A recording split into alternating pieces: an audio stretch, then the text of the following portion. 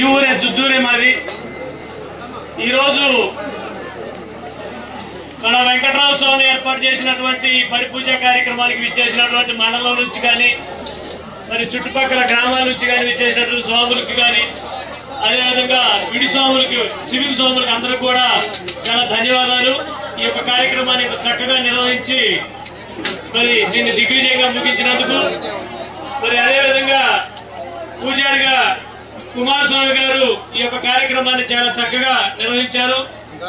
దాంతో పాటు ఈ యొక్క భజన కార్యక్రమానికి ఎంతో ఉత్సాహాన్ని నింపి మీ అందరి చేత ఆడించి పాడించి వాస్తవంగా ఈ కార్యక్రమానికి ఇంతమంది హాజరు కావడానికి కూడా నాకు తెలిసి గజల్ శ్రీను గారి పాటల కార్యక్రమం అనే నేను అనుకుంటున్నా. లేకపోతే సాధారణంగా పరిపూజ కార్యక్రమం అంటే ఎంతమంది స్వాములు చుట్టుపక్కల గ్రామాల నుంచి రావడం చాలా అరుదుగా ఉంటుంది. అటువంటి మహానుభావులు మరి పాటలు పాడటం కోసం వచ్చినటువంటి సందర్భంగా ఇంతమంది జనం వచ్చారని చెప్పేసి అనుకుంటున్నా. అయితే ఈ సందర్భంగా మీకు ఒక్క విషయం చెప్పడానికి ఇది వచ్చారు. ఈ విషయం చెప్పడానికి కాదు కానీ నేను చెప్పడానికి వచ్చింది మైక్ తీసుకునే కారణం ఒకటి. రేపు 5వ తారీఖున విజయవాడ దగ్గర గన్నవరంలో హైందవ శంకారామం అనేటటువంటి కార్యక్రమం ఒకటి జరుగుతూ ఉంది. దాదాపుగా అందరికీ మైకుల ద్వారా కానీ పాంప్లెట్ల ద్వారా కానీ అదేవిధంగా హిందూ ధర్మ పరిరక్షణ సమితి కార్యకర్తల ద్వారా ప్రతి గ్రామంలో కూడా ప్రచారం నిర్వహించడం జరిగింది. ఈ విషయం అందరికీ తెలిసిందే. అయితే ఈ కార్యక్రమం ఎందుకు నిర్వహించుకోవాల్సి వచ్చింది అనేటటువంటిది ఎవరికైనా ఒక ఆలోచన ఉందా? ఎందుకు నిర్వహించుకోవాల్సి వస్తుంది? దాదాపుగా మన స్వతంత్రం వచ్చి దగ్గర 75-80 ఏళ్ళుగా వస్తూ ఉంది. ఇటువంటి సందర్భంలో మన భారతదేశం హిందూ దేశంగా పేరున్నటువంటి దేశం. మరి అటువంటి హిందూ దేశంలో హిందూ పరిరక్షణ మీటింగ్ పెట్టుకోవాల్సినటువంటి ఆవశ్యకత ఎందుకు ఏర్పడిందంటే మన ధర్మానికి ఆటంకం కలగబోతా ఉంది. ఏవైతే ప్రభుత్వాలు ఉన్నాయో ఆ ప్రభుత్వాలు తీసుకునేటటువంటి నిర్ణయాల వల్ల మన హిందూ సమాజం కొంత ప్రమాదకరమైనటువంటి పరిస్థితుల్లోకి నెట్టబడతా ఉంది. అందువల్లనే హిందూ సమాజం మేల్కోవాలని హిందువుల యొక్క దేవాలయాలు కానీ హిందువుల యొక్క ఆలయ భూములు కానీ ఏ విధమైనటువంటి ఆస్తులు కానీ అన్యాక్రాంతం కాకుండా వాటిని కాపాడుకోవడం కోసం మన ధర్మాన్ని నిలబెట్టుకోవడం కోసం విశ్వ హిందూ పరిషత్ తరఫున ఈ యొక్క కార్యక్రమం చేపట్టడం జరుగుతుంది. అసలు ఎందుకు ఎవడు ఆక్రమించుకుంటున్నాడు, ఎందుకు జరుగుతుంది ఇటువంటి పరిస్థితి అంటే మనందరం మన కళ్ళు ఎందుకు తెరవాల్సి వచ్చిందంటే సపోజ్ మన ఫర్ ఎగ్జాంపుల్ చెప్తా, మన ఇంట్లోకి ఎవడన్నా దొంగ వస్తే ఊరుకుంటామా? మన ఇంటి స్థలాన్ని కానీ మన పొలాలు కానీ ఒక్క అడుగు ఎవడన్నా ఒక రాయి పాస్తే మనం ఊరుకుంటామా? దయచేసి వినండి అందరూ కూడా. ఊరుకుంటామా? ఊరుకోమా? ఊరుకోం కదా. మరి అటువంటప్పుడు మన హిందూ దేవాలయాల యొక్క భూములు కానీ మన హిందూ దేవాలయాల యొక్క ఆస్తులు కానీ గుళ్ళు కానీ గోపురాలు కానీ దోపిడీకి గురవుతున్నాయి. కాబట్టి ఈ యొక్క హిందూ శంకారావం పెట్టి మనందరిని మేలుకొల్పడం కోసం ఈ యొక్క కార్యక్రమం ఏర్పాటు చేశారు. అర్థమైందండి? ఈ యొక్క కార్యక్రమం జయప్రదం చేయవలసినటువంటి బాధ్యత హిందువుగా పుట్టిన ప్రతి ఒక్కరి పైన ఉంది. ఈ యొక్క విషయాన్ని ప్రతి ఒక్కరు గుర్తించాల్సినటువంటి అవసరం ఉంది.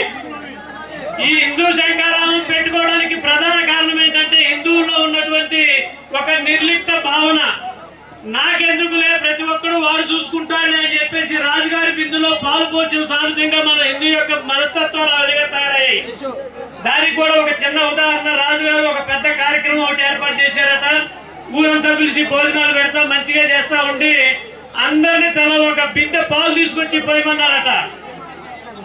అయితే ఎవరికి వాళ్ళు బిందె పాలు నేను పోస్తే ఒక్కనే కదా, అందరూ పోసేది పాలే, నేను ఒక్కనే నీళ్లు అని చెప్పేసి ఎవరికి వాళ్ళు అన్ని తీసుకొచ్చి నీళ్లే పోసారట. తీరా చూస్తే మొత్తం నీళ్లే ఉన్నాయి.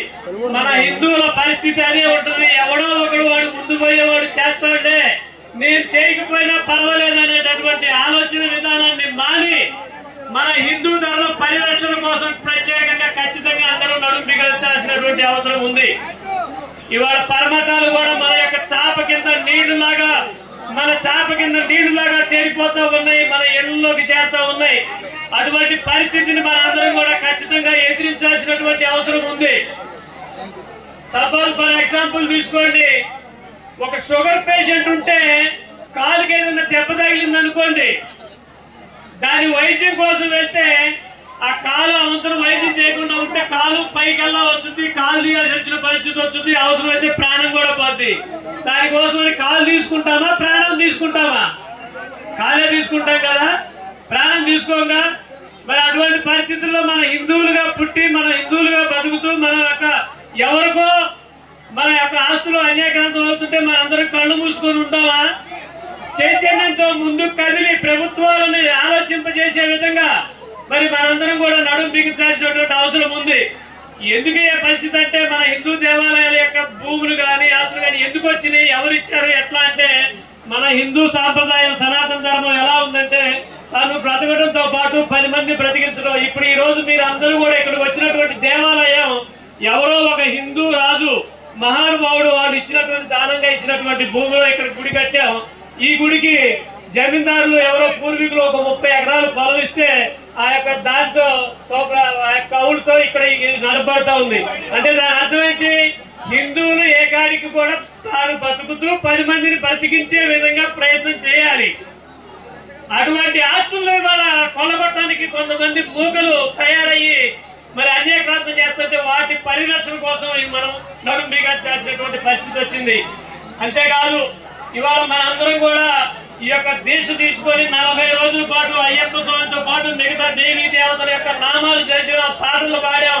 మరి గజల శ్రీనివాసు గారిని మరి గాయకులతో కలిసి మనం ఆడాము, పాడాము. తర్వాత కూడా ఈ 40 రోజుల దీక్ష తర్వాత కూడా మీ అందరూ కూడా ప్రతిరోజు ఖచ్చితంగా హనుమాన్ చాలీసానైనా కంఠస్థం చేసి పాడాలని చెప్పేసి కోరుకుంటా ఉన్నా.